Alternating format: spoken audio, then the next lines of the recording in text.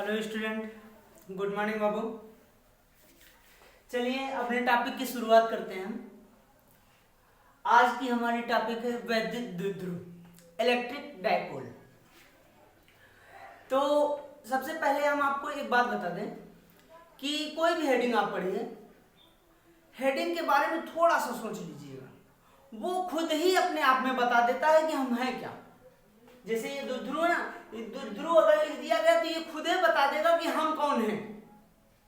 तो द्विध्रुव कौन है आपको ये बता रहा है, वैद्युत द्विध्रुव। पूरी चीज लिखी गई है ना, पूरी चीज में क्या, वैद्युत का मतलब आवेश दिखाएगा, द्विध्रुव का मतलब दो होंगे, ध्रुव बनाएंगे। आवेश दो ध्रुव बनाते हैं। हम क्या कर रहे हैं, जब आवेश दो ध्रुव बनाते हैं तो उनको वैद्युत द्विध्रुव कहते हैं। अब आवेश दो ध्रुव बनाते कैसे हैं, यही ना बात होगी।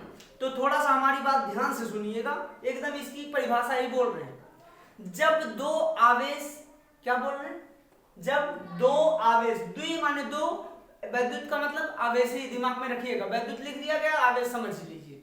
जब दो आवेश एक दूसरे से, जब दो आवेश परिमाण में समान परंतु प्रकृति में विपरीत। इसका मतलब क्या, इसका मतलब भाई साहब ये कि हम यहाँ पे प्लस क्यू ले रहे हैं और दूसरा हमें माइनस क्यू लेना पड़ेगा, माइनस क्यू। अब देखिए इन दोनों की औकात कितनी है, परिमाण में बराबर है, केवल इनकी प्रकृति विपरीत है। एक धन है दूसरा ऋण है, केवल इनकी प्रकृति विपरीत है। जब दो परिमाण में समान परंतु प्रकृति में विपरीत आवेश एक दूसरे से अल्प दूरी पे हो, छोटी दूरी पे हो, इसका मतलब इनके बीच का जो डिस्टेंस हम मान लेते हैं 2l, बहुत छोटी दूरी मानते हैं। 2 क्यों लिए, अभी दिमाग में कंफ्यूजन बन रहा है ना।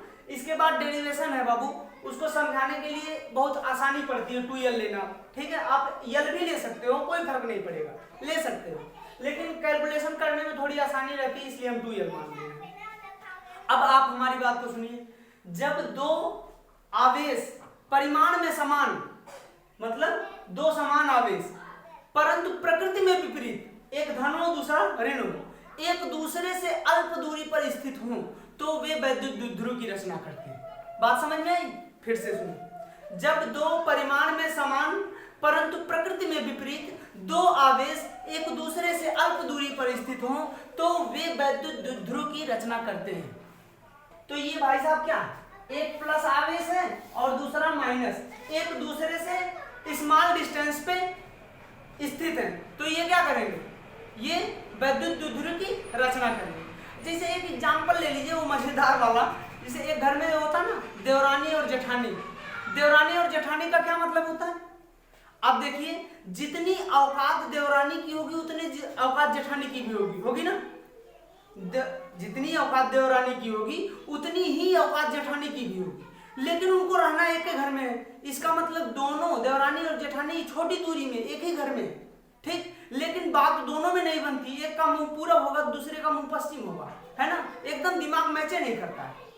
तो प्रकृति तो इनकी विपरीत, एकदम खटपट हरदम रहेगी, प्रकृति विपरीत है, लेकिन रहना एक ही घर में, औकात दोनों की बराबर है, तो वहां द्विध्रुव बनते हैं, ठीक। उसे समझ लीजिए, देवरानी या जेठानी, औकात दोनों की बराबर, रहना एक ही घर में, तो ये क्या करेंगे, द्विध्रुव की रचना करेंगे। तो द्विध्रुव की समझ में आया क्या है, द्विध्रुव बाबू वो चीज है जब दो समान आवेश परंतु प्रकृति में विपरीत एक दूसरे से अल्प दूरी पर स्थित हो, तो ये वैद्युत द्विध्रुव की रचना करते हैं। उम्मीद करते हैं ये बढ़िया समझ में आया होगा। इसके बाद की टॉपिक होती है, बहुत इंपॉर्टेंट है, हर डेरिवेशन में प्रयोग होगा इसका। क्या है, थोड़ा सा देख लीजिए, वैद्युत द्विध्रुव आघूर्ण, वैद्युत द्विध्रुव आघूर्ण, वैद्युत द्विध्रुव आघूर्ण, ठीक है। ये क्या होता है, अब यहीं से शुरू होती है आपकी राम कहानी शुरू, ठीक है। ये क्या होता है, ये कहता है, पहली बात तो जान लीजिए, इसे पी से दिखाते हैं। क्यों हम बोल रहे हैं, क्योंकि इसके बाद बताने की कुछ जरूरत नहीं, डायरेक्ट हम काम पे आ जाएंगे। आप लिख लीजिएगा इसे, चलिए ठीक है, पी से प्रदर्शित करते हैं। दूसरी बात, द्विध्रुव आघूर्ण होता क्या है, इन दोनों आवेशों में से, द्विध्रुव में दो आवेश है ना, दोनों आवेशों में से कोई एक आवेश, जिसका परिमाण की बात करेंगे ना, दोनों आवेशों में से कोई एक आवेश और इनके बीच की दूरी के गुणनफल को द्विध्रुव आघूर्ण कहते हैं। हम क्या करें, दोनों आवेशों में, चाहे धन वाला ले लीजिए चाहे ऋण वाला, दोनों में से कोई एक आवेश, तो हमने ले लिया भाई साहब क्यू, ठीक है, क्यू ले लिए। और इसके बाद इनके बीच की दूरी, जो द्विध्रुव के बीच की दूरी, द्विध्रुव की लंबाई है ना, इन दोनों का जो गुणनफल होगा पी होगा। पी माने द्विध्रुव आघूर्ण। द्विध्रुव आघूर्ण क्या है, आप परिभाषा यहां से बना लीजिए। किसी द्विध्रुव में दोनों आवेशों में से कोई एक आवेश, द्विध्रुव में दोनों आवेशों में से कोई एक आवेश और उनके बीच की दूरी के गुणनफल को द्विध्रुव आघूर्ण कहते हैं। इसे P से दिखाते हैं, ठीक है। इसका मात्रक क्या होगा बाबू, Q का मात्रक, Q माने आवेश, आवेश का मात्रक कूलाम होता है, कूलाम, और लंबाई है, लंबाई का मात्रक मीटर, इसका मात्रक कूलाम मीटर होता है ये, ठीक। हम क्या बोले, दोनों आवेशों में से कोई एक आवेश और इनके बीच की दूरी के गुणनफल को क्या कहेंगे, द्विध्रुव आघूर्ण। क्लियर, उम्मीद करते हैं ये अच्छे से समझ में आया होगा। जो हम बोले ना उसी को आप नोट कर लीजिए, लिखने कॉपी पे लिख लीजिएगा, एग्जाम में लिख दीजिएगा, एकदम पूरा का पूरा नंबर आपको मिल जाएंगे, ठीक है। अब 5 नंबर का क्वेश्चन लगभग हर दूसरे साल पूछता है, ठीक है। डेरिवेशन यहीं से शुरू होते हैं। द्विध्रुव के कारण द्विध्रुव के कारण उत्पन्न वैद्युत क्षेत्र की तीव्रता, हेडिंग डाल लीजिए, द्विध्रुव के कारण उत्पन्न वैद्युत क्षेत्र की तीव्रता। मोस्ट इंपॉर्टेंट टॉपिक है बाबू, द्विध्रुव के कारण उत्पन्न वैद्युत क्षेत्र की तीव्रता। ये क्या कह रहा है, अब तक तो हमने केवल वैद्युत क्षेत्र की तीव्रता निकाला, अब कह रहा है कि इसके कारण निकालिए। इसके कारण का मतलब क्या, वैद्युत द्विध्रुव होना चाहिए। तो इसके लिए 2 कंडीशन होती है। पहली अक्षीय स्थिति, अक्षीय स्थिति, एक्सल पोजीशन इसको बोलते हैं इंग्लिश में। देखिए ये खुद बताएगा कि आपको चित्र कैसा बनाना है, ये खुद बताएगा कि इसका डेरिवेशन कैसा होगा, कैसा इस सूत्र का निगमन होगा, ये खुद इतने में सब कुछ बता देंगे। बस केवल आपको छांटना है कैसे कैसे निकाला जाता है। ये कह रहा वैद्युत द्विध्रुव के कारण, इतने पढ़िए, थोड़ा थोड़ा पढ़िए, बिल्कुल निकल जाएगा। वैद्युत द्विध्रुव के कारण, तो भैया इसका मतलब क्या होना चाहिए, आपके पास एक द्विध्रुव होना चाहिए कि नहीं होना चाहिए, होना चाहिए। तो भाई साहब आप बना लीजिए एक द्विध्रुव, हम यहां बना लेते हैं द्विध्रुव। द्विध्रुव कैसा होता है, परिमाण में समान होते हैं परंतु प्रकृति में विपरीत होते हैं। परिमाण में समान, एक हम प्लस क्यू यहां ले लेते हैं, एक माइनस क्यू यहां ले लेते हैं। इन दोनों को छोटी दूरी पे रख दिया जाता है। इनके बीच की दूरी को हम क्या ले लिए, इनके बीच की दूरी को हम 2l ले लेते हैं, ये छोटी दूरी, अल्प दूरी को मान लिए 2l। इतना लिखिए, वैद्युत द्विध्रुव, इसके कारण उत्पन्न वैद्युत क्षेत्र की तीव्रता। भाई साहब अगर आप हमारा पुराना वाला वीडियो देखे होंगे तो वहां बताया होगा इसके कारण किसी बिंदु पे निकाला जाता है, निकाला जाता है कि नहीं। इसके कारण किसी बिंदु पे निकालेंगे तो कहां निकालेंगे, किसी बिंदु पे निकालने के लिए हमने पहली कंडीशन ले लिया अक्षीय।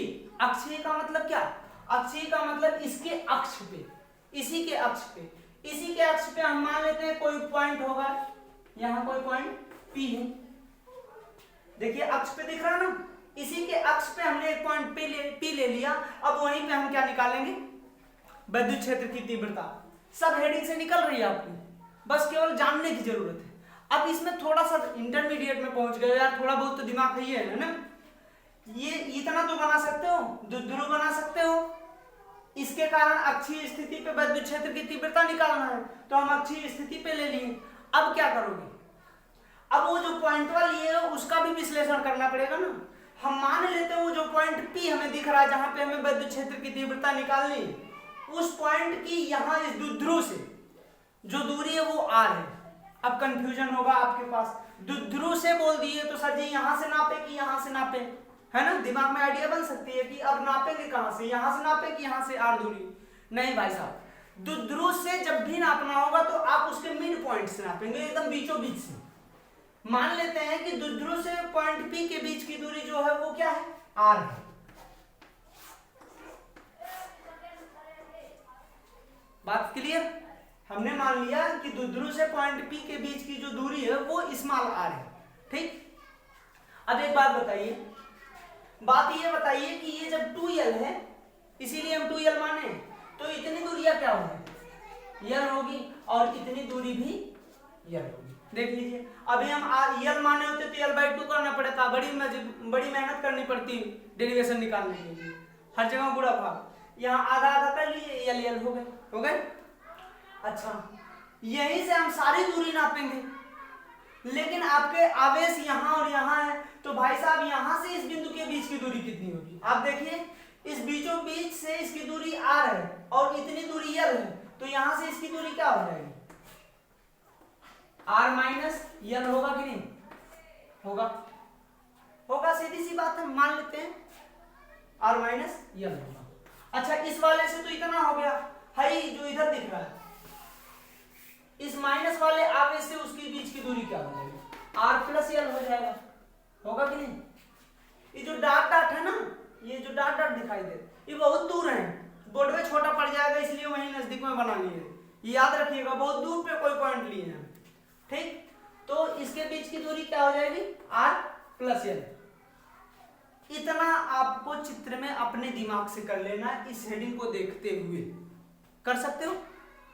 जी हाँ, कर सकते हो। हम फिर से चित्र समझा देते हैं। द्विध्रुव लिखा था हमने, द्विध्रुव बना लिया, ठीक। उसके कारण उत्पन्न वैद्युत क्षेत्र की तीव्रता, तो पहली कंडीशन अक्षीय स्थिति थी, तो हम अक्षय पे मान लिए कोई बिंदु जहां पे हमें वैद्युत क्षेत्र की तीव्रता निकालना है, तो आप क्या लिखोगे, माना कोई द्विध्रुव जिसमें प्लस क्यू और माइनस क्यू आवेश एक दूसरे से स्मॉल डिस्टेंस, इसका मतलब अल्प दूरी 2l पर स्थित है, इसके अक्ष पर कोई बिंदु कुछ दूरी पर, द्विध्रुव से r दूरी पर इसके अक्ष पे कोई बिंदु P है जहां पे वैद्युत क्षेत्र की तीव्रता निकालनी है, ये जो बोल रहे हैं लिखना है, ठीक। अतः धन q आवेश से बिंदु P की दूरी r माइनस l और माइनस q आवेश से बिंदु P की दूरी r प्लस l होगी। इतना लिख देना चित्र के बगल में। अब शुरू हो जाइए नियम के तहत, क्या निकालना है आपको? आपको निकालना क्या है, वैद्युत क्षेत्र की तीव्रता। वैद्युत क्षेत्र की तीव्रता बाबू निकलती कैसे है, आवेशों के कारण निकलती है ना। आवेशों के कारण तो आपके पास दो आवेश हैं, एक आवेश Q है और दूसरा भी Q है, लेकिन एक धन है ऋण, तो आप क्या लिखोगे, पहले धन के कारण निकाल लीजिए, प्लस Q आवेश के कारण बिंदु P पर वैद्युत क्षेत्र की तीव्रता। अच्छा, अभी तीव्रता उस पे चित्र में नहीं बना है, अभी बताते हैं, इसके बाद भी इसमें बनाना है। तीव्रता P पे प्लस के कारण ले रहे तो हम मान लेते हैं ये E1 है, मान लीजिए E1 है। E1 की वैल्यू क्या होती है, किसी आवेश के कारण किसी बिंदु पे जिसके कारण होता वही आवेश लेना है, तो 1/4 पाई एप्सिलॉन 0 के आवेश कौन ले रहे हैं, प्लस Q, तो भैया Q अपान इससे इस बिंदु के बीच की दूरी का वर्ग, यही ना हम बताए थे आपको पिछले वीडियो में, जो आवेश होता उससे उस बिंदु के बीच की दूरी भैया r माइनस l है, तो r माइनस l का स्क्वायर। समझ में आया? समीकरण नंबर 1 डाल सकते हैं हम। दूसरा, अब की बार माइनस Q ले लीजिए, माइनस Q आवेश के कारण बिंदु P पर वैद्युत क्षेत्र की तीव्रता। ये क्या हो जाएगा, माइनस के कारण ले रहे हैं, यहां से नापेंगे उस बिंदु को, तो E2 ले लेते हैं। E2 बराबर बाबू क्या होगा, 1/4 पाई एप्सिलॉन नॉट के, और कौन है माइनस Q, तो Q आवेश तो वही है, इस बिंदु से उस P के बीच की दूरी है ना, तो R प्लस L है, R प्लस L का स्क्वायर। समीकरण नंबर 2 कहोगे सर जी माइनस काहे नहीं लगाए, माइनस भैया डायरेक्शन दिखाता है, ठीक है, इससे परेशान ना रहिएगा। माइनस क्या दिखाता है, माइनस डायरेक्शन दिखाता है। हाँ, ये E1 कौन है, आपको हमने वैद्युत क्षेत्र की तीव्रता में बताया था कि धन आवेश के कारण जब तीव्रता लेंगे तो वो बाहर की दिशा में होगा, और ऋण आवेश के कारण जब लेंगे तो वो अंदर की दिशा में होगा। तो भाई साहब धन आवेश के कारण E1 लिए ना, तो E1 की दिशा किधर होगी, ये बाहर की तरफ, ठीक, और ऋण आवेश के कारण तीव्रता किधर होगी, अंदर की तरफ। तो E2 की डायरेक्शन ये, ठीक। अब देखिए ये कंप्लीट चित्र हुआ पूरा। तो ये चित्र बनाइएगा, इसके बाद बगल में चित्र का वर्णन कीजिएगा, फिर इसके कारण निकालिएगा E1 और इसके कारण निकालिएगा E2। समीकरण 1 और समीकरण 2 डाल दीजिएगा, ठीक है। इसके बाद हम थोड़ा सा मिटाते हैं, हमारा बोर्ड छोटा है, मजबूरी में मिटाना ही पड़ेगा, तो आप लोग नोट कर लीजिएगा इतना।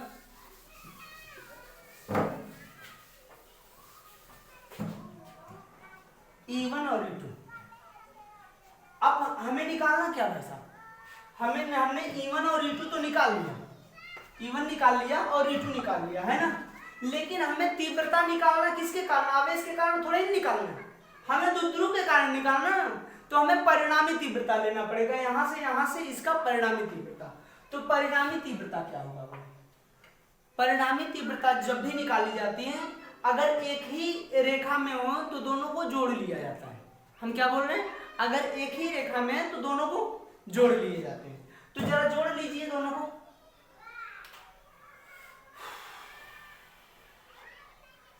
परिणामी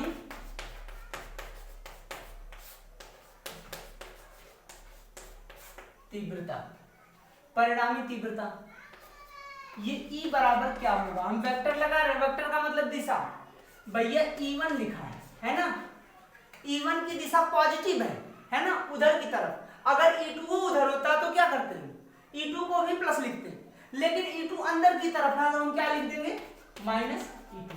अब पूछो क्यों, देखिए थोड़ा सा आप लिखिएगा, इसके ऊपर ही लिखिएगा, चूंकि हम बोल दे रहे हैं परिणामी तीव्रता के पहले लिख लीजिएगा, चूंकि E1 और E2 की दिशाएं विपरीत हैं, चूंकि E1 जो है प्लस आवेश के कारण बाहर की दिशा में है, इसलिए इसे धनात्मक लिया जाएगा, और E2 जो है माइनस के कारण है तो इसे अंदर लिया जाएगा जो कि ऋणात्मक होगा, ठीक है।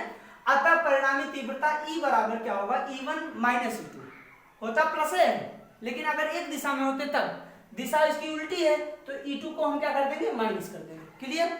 अब E1 E2 के मान रख दीजिए दोनों, E1 का मान क्या कहाँ है, समीकरण 1 1/4 पाई एप्सिलॉन 0 के Q अपान R माइनस L का होल स्क्वायर, है ना, और माइनस ये, उसके बाद E2 का मान यहाँ नीचे लिखा गया है, इसे अब मिटा देते हैं, इसकी जरूरत नहीं। E2 का कहाँ है, E2 यहाँ, E2 का मान समीकरण 2 4 पाई एप्सिलॉन 0 के Q अपान R प्लस L का स्क्वायर, ठीक। अब आपका इतने में डेरिवेशन हो जाएगा। भाई साहब इन दोनों में आप देखिए कॉमन कुछ दिख रहा है, जी सर जी कॉमन है क्या, 1/4 पाई एप्सिलॉन 0 के कॉमन दिख रहा है, Q जो टुकुर टुकुर ताकर है ना, ये भी कॉमन है, ये Q को भी निकाल लीजिए, तो बचा क्या, 1/R माइनस L का होल स्क्वायर, और माइनस यहाँ क्या बचा, 1/R प्लस L का होल स्क्वायर, ये बचे ये बचे। अभी इनको थोड़ा हल कर लीजिए, अच्छा रहेगा। तो 1/4 पाई एप्सिलॉन 0 के ये क्यों हल करो, इसमें गुणा होगा तो इसको तोड़ के कर दीजिए, R square plus L square plus 2RL होगा, इसका इसमें कर दिए, तोड़ दिए, माइनस लगा तो माइनस, ये R स्क्वायर होगा, ये भी माइनस, प्लस L स्क्वायर होगा तो ये माइनस माइनस कर देगा, L स्क्वायर माइनस 2RL होगा तो ये प्लस कर देगा, 2RL अपान इसका गुणा देखिए, a minus B A plus B, A square minus B square, तो इसका मतलब R square minus L square, square चढ़ा तो होल स्क्वायर बन गए। देखिए कुछ कटेगा, अच्छा जब कटता है तो मजा आती है ना, काट दीजिए, देखिए कट रहा है, कट गए। चलिए इधर थोड़ा सा लिख लेते हैं, ये E इक्वल टू क्या आया, ये परिणामी निकल रहा है, आपकी फाइनल निकल रहा है 1/4 पाई एप्सिलॉन 0 के 2 4 है ना, Q into 2 RL 4 L, 2 RL मिलके 4 RL हो जाएगा ना, RL अपान चलिए ठीक है R square minus L square का होल स्क्वायर, ये हो गया बाबू। अगर तो आपने चित्र में देखिए, चित्रों में हमने अभी क्या बताया कि ये कैसे डाइपोल होगा, आपको अगर दिखाई दे रहे होंगे, यहाँ पे इसके बीच की दूरी L मानी गई थी आधी वाली, है ना, और इससे हमने डॉट डॉट लिखा था, डॉट डॉट लिखे थे ना, उधर कोई पॉइंट P था, थोड़ा सोचने वाली बात है P, और हमने बताया कि जो डॉट डॉट है वो बहुत दूर है भाई साहब, अगर ये बहुत दूर है, यही तो R था, तो इसका मतलब R की तुलना में L बहुत छोटा होगा कि नहीं, अगर ये बहुत दूर है पॉइंट P तो R की तुलना में L बहुत छोटा होगा, तो आप वही लिख लीजिए, चूंकि